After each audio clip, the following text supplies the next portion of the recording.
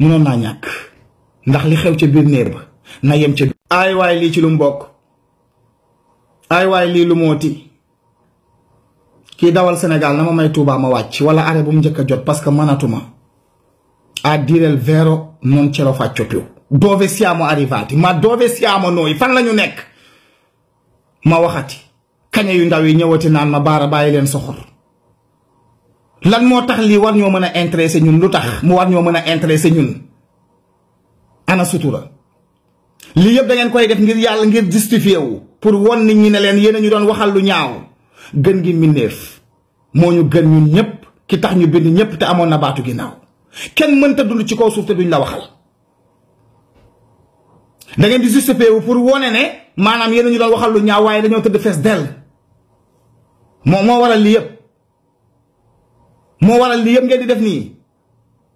mënoon naa ñàkk ndax li xew ca biir nee ba na yem ca man lenn rek lay waxaat bébé Binta bul gis mukk sama vidéo ba jàpp ne yow Celo Konté maanaam dafa am lu ma la jàppal déedéet absolument non même Fallou muy sa jëkkër buñ ma sa jàpp ne man yéen a tax may wax yéen ñaar déedéet yéen ay xale ngeen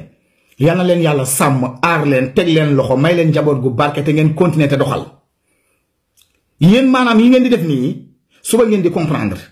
parce que yéen ñaar da ngeen am influence bu mag parce que nag nga bañ ko wala nga nangu ko ay influenceur ngeen ok ñu sëyu internet lañ ko mën a tuddee yéen a ngi ci réseau yi lépp a ngi feeñ mais dama ne genre vidéo yi du personnellement yéen li ngeen def de yéen ñaar yéen wax taxu leen may wax mais dama ne genre vidéo yi amutoon place ci internet bi seede yàlla te suba am na kaña yu leen di seetaan yoo xam ne ñoom seen xel gàtt na gàtt goo xam ne waxuma la ñoom après lal bi mais ñoom biir lal bi sax dinañ ko dugal ci internet bi kon ñun nañ xaar lépp mais munoon naa ñàkk man sama xalaat la man Bara personnellement laa wax waxuma keneen na muy xalaatee de man laa man